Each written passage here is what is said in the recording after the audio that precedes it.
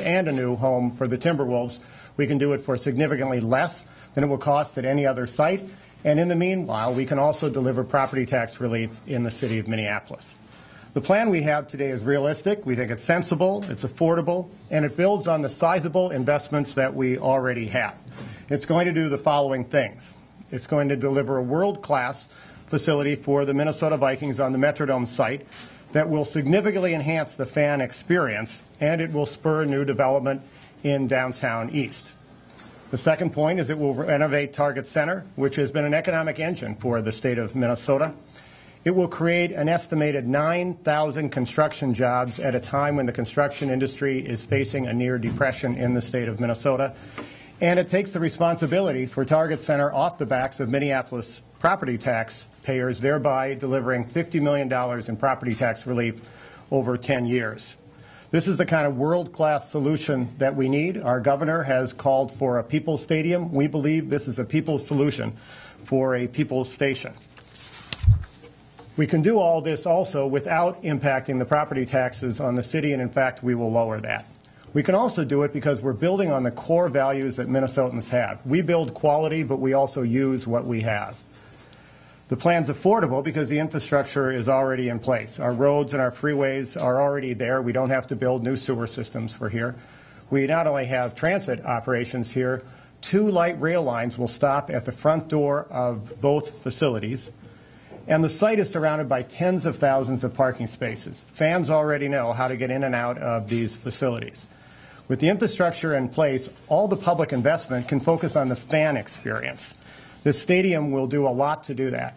We recognize that what people want now is a fan experience that's not just about the building, but the site around that. We learned at Target Center what happens when you build not only a building, but you take care of the land around that, the plaza and the many other improvements.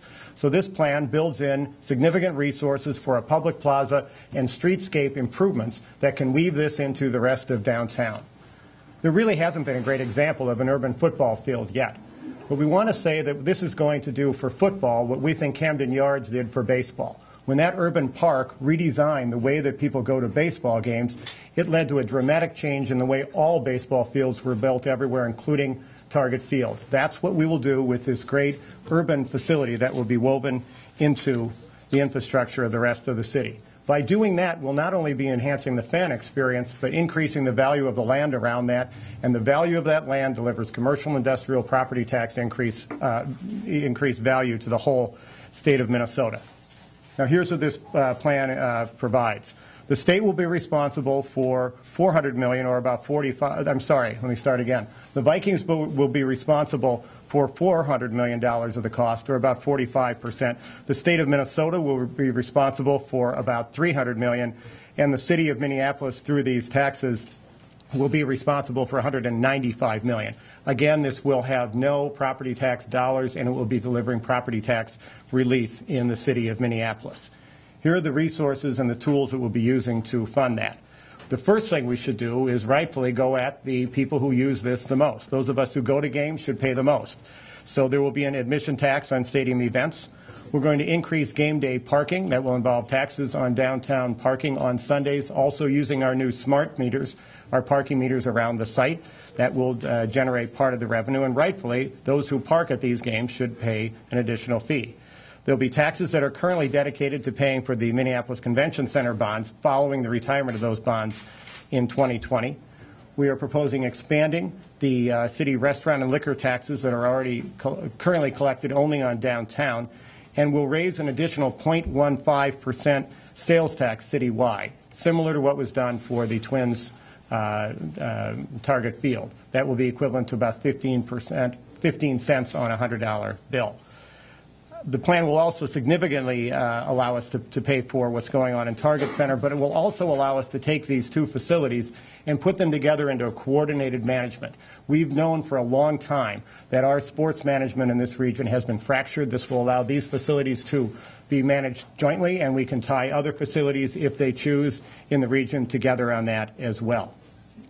Now, in addition to stadiums, it's important to say that this also delivers a great future for the Minneapolis Convention Center. Minneapolis Convention Center creates thousands of jobs and is an economic engine for this entire region, filling hotels and restaurants and night spots throughout the entire region. There was one ill-advised plan here at the Capitol that would have taken the downtown hospitality tax that's used for that convention center and taken it for other uses. That would be a terrible idea for Minnesota, and that would be a job killer in Minnesota. This plan allows us to continue to keep the funding in place for that convention center, and that is critically important. There are many people who have been part of this work, and I want to also say that while there has been characterized in recent days as the momentum behind this plan has begun to build, that we were rushing to put a plan together. That is not the case. We have moved very quickly, but this is part of an ongoing strategy we have had for a long time. For many years, the city of Minneapolis has had one clear, clean position on the Vikings. We believe it should be done at the Metrodome site. For many years, we have owned Target Center, and we have believed that that should be renovated instead of building new, which would cost us much more. When the last legislative session ended, we directed our staff to do several things: to fully analyze our hospitality tax, to see what would be needed there, to fully assess what our convention center would need, to come forward with a plan for Target Center, to come forward with a plan for the Metrodome that was realistic. All those were in place. As the session worked out, some parts of that came forward, but when Hennepin County pulled out last week, we were ready. We moved forward with our plan, and it is well planned and well timed, we believe. We believe it's a game changer. We want to thank Governor Dayton, whose leadership on this has been extraordinary. As I said earlier, he's been talking about a people's stadium, and we're delivering a people's solution. One of the great points of that is not only that we're reusing what we're doing and spending less to deliver two stadiums, but we're also having a stadium that will be in the public management. The other proposals, the Vikings would own those facilities. We think the Vikings are a terrific organization, but we believe if the public is putting this much into a facility, the public should own this and manage it for the public so that we continue to have a great incentive to have community-based events such as high school football and college baseball within this facility. This will ensure that the public will have those choices ongoing. We also believe there have been a number of legislators who've stepped forward and taken some great leadership. We want to applaud Senator Julie Rosen and Representative Maury Lanning, who've worked on this for a long time.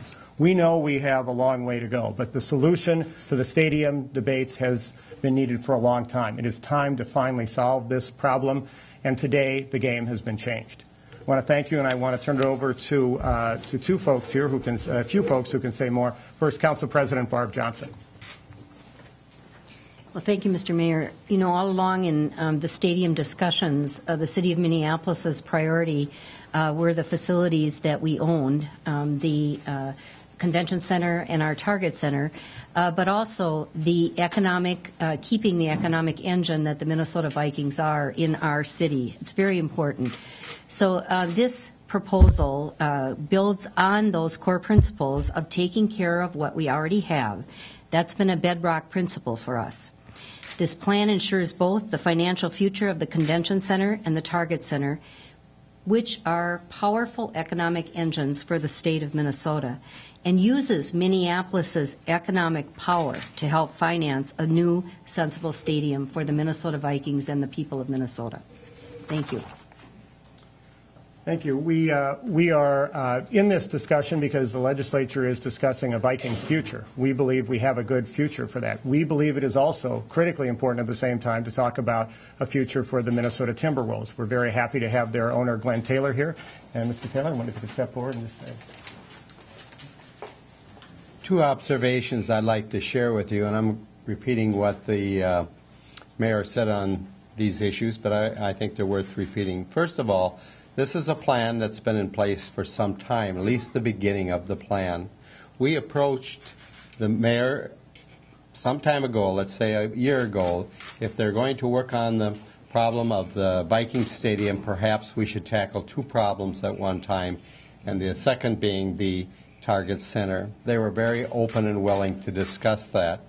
Over this period of time, I would just tell you that I have had the opportunity to work with a lot of different groups, and especially in politics, and I have been very impressed with the mayor's leadership and the council's leadership on this issue, because it's a very difficult one, because as I'm been there and done that, I know that this is not a matter of just going out and raising taxes and doing something for the sports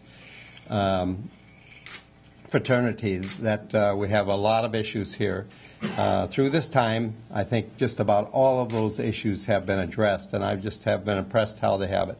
I would tell you that I've had time, and so have a number of other people, to look at the proposal. This is a real proposal. This is not just on the back of an envelope. This is, I've seen a lot of those over here at the state capitol on the back of an envelope. This is a real plan that I think meets all the needs and stays within the boundary of what we think the leadership over here at the Capitol have asked us to stay at.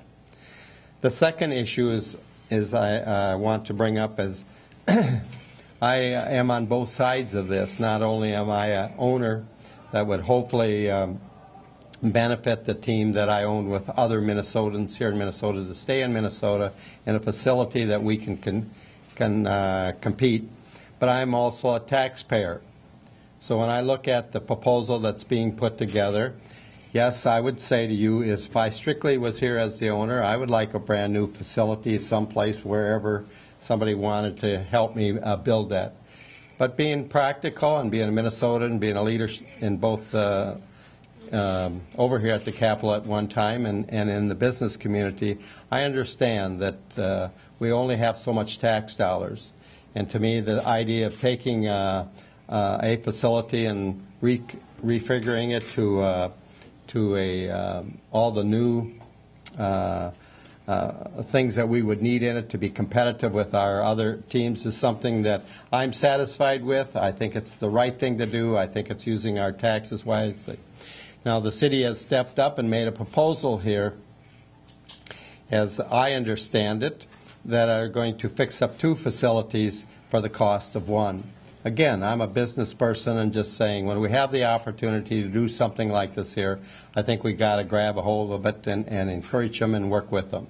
And this is why I've stayed on the team and worked very hard to make sure that this gets accomplished. Thanks very much, Glenn. Appreciate that. Thank you very much. Thank you very much, and I want to also acknowledge we have Sam Grabarski, who represented our downtown council, who's done great work on this, Bill McCarthy from the Regional Labor Federation, Scott Gale from the Minneapolis Building and Trades, and many, many other labor representatives in this room. I want to repeat what I said earlier. We have a crisis in the construction industry, and the most significant part of unemployment in this state is in the construction fields, and we are talking about a plan that we estimate will put up to 9,000 people to work. That matters. With that, why don't we open it up and ask for any questions? Go ahead. Mayor, what have the Vikings said about your plan? The Vikings have been in ongoing discussions with the Metropolitan Sports Facilities Commission for many months and have spent a great deal of time talking about their needs and how the facility can work. And so the Sports Facilities Commission worked very hard with them on making sure this project was as good as it could be. We met with the Vikings on Friday. They know that the specs that they gave to the Sports Facilities Commission is what's been used for this. We had a good meeting with the Vikings. We do not have their commitment to this site yet, and we're going to continue to work with them on that. They've been open to it, but they are looking at various options, and they should. What, if anything, have they said about the 45% financial commitment that you propose here? My understanding is that they're supportive of that, but you'll have to ask them that. What about the city's charter amendment dealing with sports facilities? And how would you propose to get around that in a sense? That's a difficult situation we have. We'll be dealing with the legislature on that. I believe what we're doing, however, for the city is something very different than was originally envisioned there. We are actually coming up with a solution to take one building off the tax rolls and thereby lowering property taxes. And so we'll have to be in a discussion both with the legislature and back at our council about that. You're saying to put this to a vote? This will not be put to a vote. We're coming to the legislature to ask them to allow us to move forward. So you're going to ask them to lift the charter amendment? Yes. Mayor, you have said repeatedly that the city didn't have the financial wherewithal to make something like this happen, including that convention center tax and those things. Is this kind of an about face? It's not an about face. It's really saying that when we bring Target Center into the mix, it changes the dynamic. The citizens of Minneapolis stepped up many years ago and have been carrying on their property taxes a building that's a wonderful building for the state of Minnesota, but is a difficult one to support with your property taxes. When we put Target Center into the mix, we can do 2 things. We can renovate that building, but we can also remove it from the property tax rolls, delivering $50 million in property tax relief. So what we do is we stand up to the citizens of Minneapolis and say, We are going to ask you for more in sales tax, but in return, we're going to lower your burden on property taxes. We also believe the investment in both these sites, but especially in downtown East, is going to generate long-term more money in tax value for the city of Minneapolis. So before, I've been asked about whether the city could step forward and be a bidder on the Vikings Stadium. In isolation, no. By putting the Vikings Stadium together with Target Center and ensuring that we keep the convention center, this winds up being a solid deal for the city and the right thing for the state.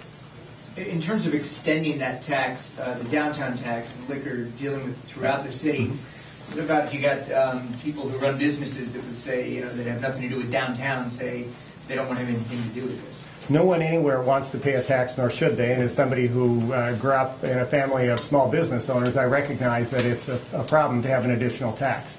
But it's something very different when we come to you and say, we're going to ask the sales tax to be extended to your customers, but we are going to lower your property taxes. It's a tough trade-off, but it's a trade-off we believe is worth it short-term and definitely worth it long-term as we increase the tax value of the city, which eventually helps more people carry the load. Mayor, why would this be better than the Ramsey County or Mill site? Well, first off, I applaud the people in Ramsey County for taking leadership. It's tough to stand at these podiums, and it should be. And I think they've taken great leadership. I applaud their work. I have known about that site for a while, and I think the state needs to move forward on something on that site together. It's going to take more than just the city to do that. There are several significant differences here, however. First, for less than the cost of building at another site, we are delivering not just one building, but two. That is very significant. The second is that the infrastructure is already in place. We're not asking for more money to be taken from the state's transportation needs and put them into this. We already have light rail, one line, and the second line is being built right there. We're not asking for other money to be built on parking. That's already there. So what you see is that every dollar we're putting in is really going toward the fan experience. And by the way, these are multi-purpose facilities. They're not just for the fans of the Vikings or the Timberwolves.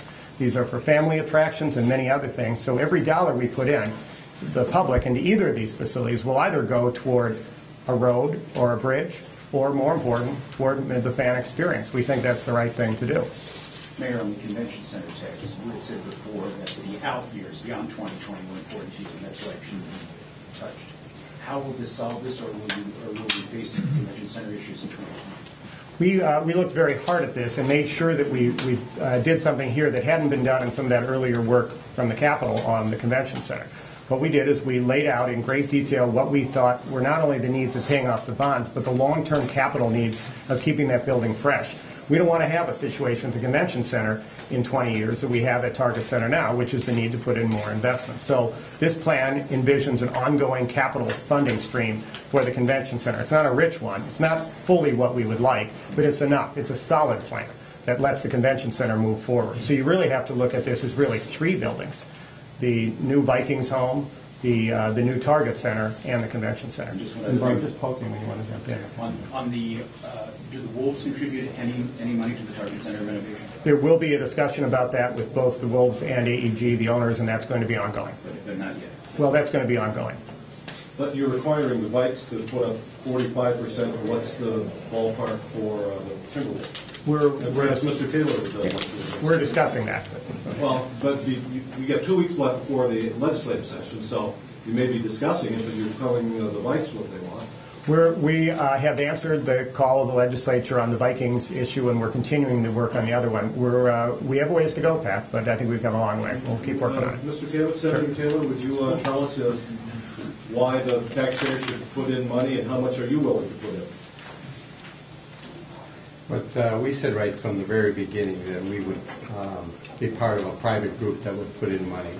Our particular use of the Target Center is between 30 and 40% of that, and we recognize that, and I'm sure that that's a minimum that the city will be asking us to do and for our share of that. So I understand 30 to 40% is what you said? I said 30, we use it 30 or 40% of the facility.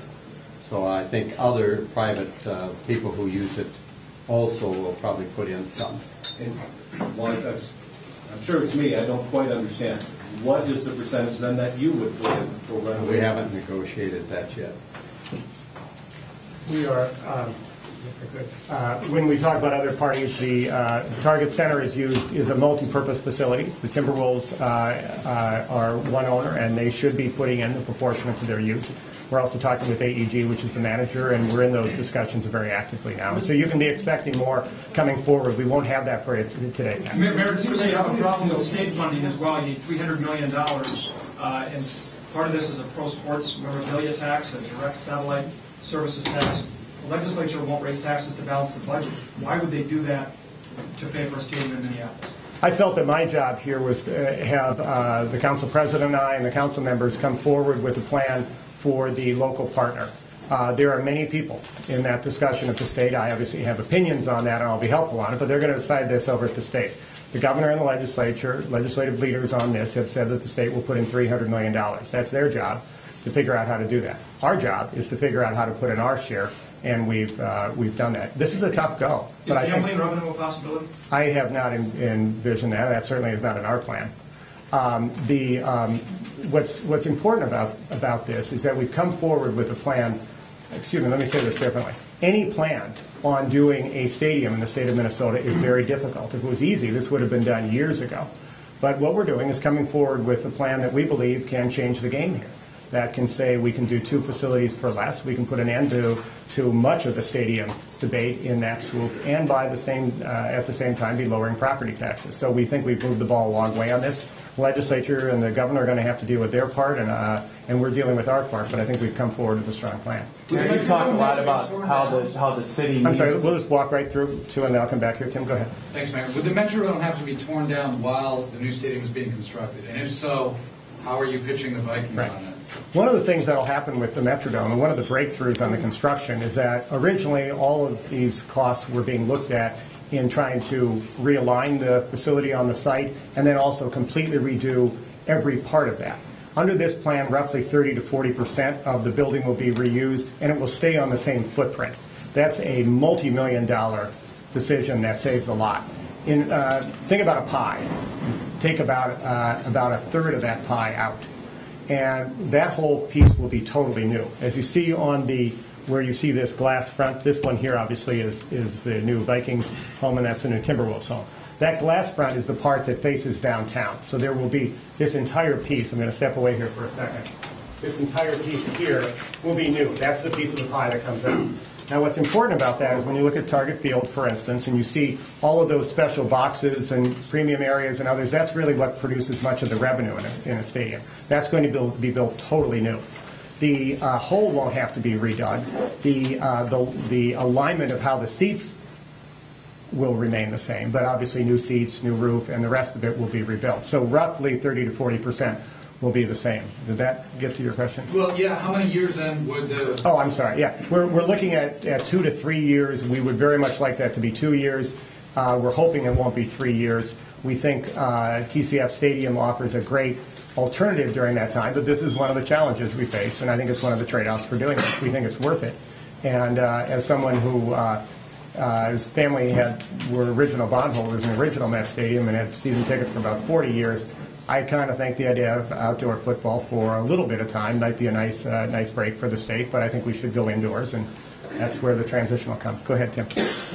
You've talked a lot about local government aid and how the state's financial crisis is going to impact Minneapolis, but here we are at crunch time, and you're talking about an NFL stadium and saying no to the city's charter. Why are you just sort of giving the thumbs down to the voters here, or the constituents? Let me say very clearly, if I could find political support to come to the Capitol to transfer our property tax onto sales taxes for the general needs of the city, I would be over here in a fraction of a second. Sadly, that is not the discussion going on at the state Capitol, and that's not an option in front of us. The option in front of us is whether we want to participate in a stadium debate that was going all around us and having potentially an extremely negative effect on it, including having tax dollars be used to move a business out of the city of Minneapolis, and including taking the tax dollars from our city that are being used to prop up the state convention center and take that away as well. We either play defense or offense. We chose to play offense with a good strategy, one that's also a great solution for the state and is fair to the residents of Minneapolis. Are you confident you can get this through the city council? Council President Johnson and I are working on that, and we are confident we can get the support. Do you want to add anything to that? You know, it's been obviously a topic of discussion around the council since last legislative session, and so people are very concerned about the future of our convention center and Target Center, the facilities that we own. We also know that it's very, very important for Minneapolis to live more, keep more of what we produce in Minneapolis in revenue. And that's one of the things we're trying to accomplish here. We generate money for the entire state through the activities that happen in our city, and we need to keep more of those dollars in Minneapolis.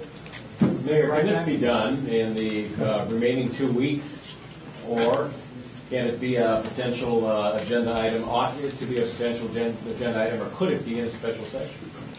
I'm not the legislative expert in this building or the building next door. There are a lot of people who know a lot more about the legislative process than I do. I know that our option was to either sit on the sidelines or come forward with a plan that we knew would be far more palatable financially and politically than the others out there. So we've done what we can do, and we'll continue to work with the people in a bipartisan way here at the Capitol to try to move this forward. Frankly, I don't know whether it can get done, but I do know this, that by coming in with a plan that delivers 2 stadiums for the price of one, in fact significantly less than the price of one at most other locations, and by being able to come up with a plan that lowers property taxes in the largest city in the state, I think we've advanced this quite a way. Should the governor put it on the agenda if there's a special session, as a lot of people think there's going to be? The governor, I think, is doing a heck of a job already. I'm sure he can make that decision better than I can. Go ahead, John. Years ago, when they were close, the Vikings seemed to be close to doing something with Anoka County and the Blaine Stadium. You didn't seem to be that involved, proactive in trying to stop it from happening. What has changed? What's different this time? I believe the Vikings have had a great home in Minneapolis, and I've supported that ongoing. There is a limited amount that a municipal government can do, especially when there are great challenges we're facing, including loss of state aid. There's a limited amount that we can do. In this case, by putting this together with Target Center, that allows me to stand up, and Council President Johnson and others to stand up and credibly say to the citizens of Minneapolis, this is a good deal because we are lessening your property tax burden. That changes the dynamic significantly. Mr. Mayor, it's the case that the legislative landscape has changed dramatically, and there's not a lot of Democrats that will be there to help you out. How is it that the city of Minneapolis can appeal to the suburban and rural constituency and not feel that this is a bunch of white elephants that they have to pick up for the city of Minneapolis? Well, I think clearly the city of Minneapolis is stepping up and helping with a major state problem that's gone on for a long time. Let me turn to somebody who used to represent Greater Minnesota. Senator, you want to say rural Minnesota? Well, first of all, there's no question that the city of Minneapolis has taken the leadership role on this. And I just think that the rest of us that are in the state, out of state, wherever we are, benefit by having a healthy economy, certainly in our biggest city. So I always was aware of that when I represented the people of southern Minnesota, and I am today, that there is a greater interest here, and I think that we'll certainly work on that support to make sure if we get to a vote that support is there. Mr. Mayor, you have the new stadium authority here. Would that potentially include Target Field, the XL Energy Center? We've heard talk about the Saints on the stadium. Is it bigger than just the new Vikings Stadium and Target Center? We are stepping up with the solution for these buildings and offering partnership in any way that's helpful for the other buildings, but certainly not pushing anyone else toward that arrangement. We believe there's a synergy in having these 2 buildings managed together. We believe it can attract more private investment, and we'll be working on that in coming days. But the other buildings can choose to do this. We can. I have felt for a long time that this community needs to work more regionally and better together, and I hope this is one way we can do it. Explain to us Lori? Go ahead, Lori. Explain to us the legal finery of the matter of the charter amendment that's now been voted into the city's charter, limiting the city's investment in this kind of project. Does the legislature have full authority to just trump that, or is there some other legal mechanism that's in play? Our understanding is the legislature has the ability to do that, and we also have an obligation to make the case to our residents. Let's take economic development around the new building here as part of the benefit That was talked about around the existing Metrodome site as well. It didn't really develop all that much. What's the difference? Why is that going to happen this time? Sure. Way back in 1979, one of the first articles I wrote for the Star Tribune was the opening of the new Metrodome. So I remember what that was like very well. I was covering development back then. And a couple significant things have changed since then. First, there was tremendous work done to get the building there, but the focus was all on the building itself and not on the area around it. Second, the city, in retrospect, should have done more to change land use around that. And third, we should have envisioned some strategy that would have reached out and created the public gathering places that bring these buildings more into the community. We've thought about all of those in this case. We have a neighborhood organization there that has done great work in rethinking their land use. We have a dramatically different development climate right now. The riverfront at that time was abandoned railroad yards, and now it's some of the most valuable real estate in the state of Minnesota. The Guthrie Theater is right down the road, as are some tremendous condominiums. In the other direction, people never think about the connection of the Metrodome to the east, and yet what's happening as the central corridor comes in is that that area will be dramatically re-urbanized. There are 10 new development parcels that will open up on the West Bank, and that will allow this to have growth from 360 degrees. But also, when you think about the resources we put into this plan for the public gathering places, we can do that because we don't have other infrastructure to do. The public gathering places allows us to have a plaza. Target Field showed how that worked, and also to do street improvements. As you go down 4th and 5th Street, and you see us improving those streets. We can be doing dramatically more. All of that increases the what happens in development around there. Short-term game day, we see a combination of people gathering on a plaza and also walking down a street that may be filled with food carts, and it should be an exciting place to go. I'm going to call for last question. Mayor, You just mentioned, Mayor. the Vikings receive a subsidy from lost revenues when they play in the Gopher Stadium?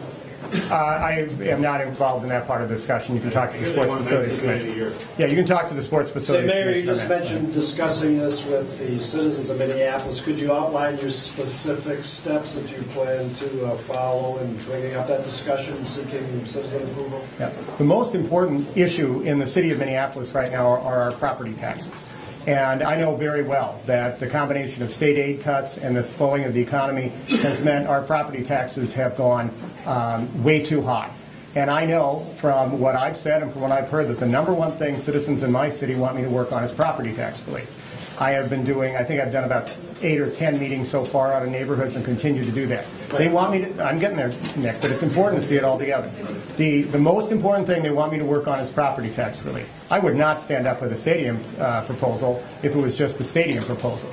I have said in my forums and neighborhood meetings that one of the most important things we can do for property tax relief is to get Target Center off our tax rolls, to reform pensions and to get local government aid and to put Target Center off our property tax rolls is important. We have delivered, if this works, on one of those three. That's where the discussion will begin. Can you give me an estimate? Can you give us an estimate of how much property taxes might be lowered through this proposal? This will be $50 million in property tax relief over 10 years. That's the amount that the city is scheduled to put into Target Center. Roughly every $2 million equals 1%, so it's about equal to a 2% decrease in property taxes in the city. Who else I have? Just one other Jay, go ahead. The 895 just includes the football stadium, and the 95 adds on to that in this first one. So we're up to 990. Is that correct, or is it 8? No, I think that's. I think that's not exactly. Let me.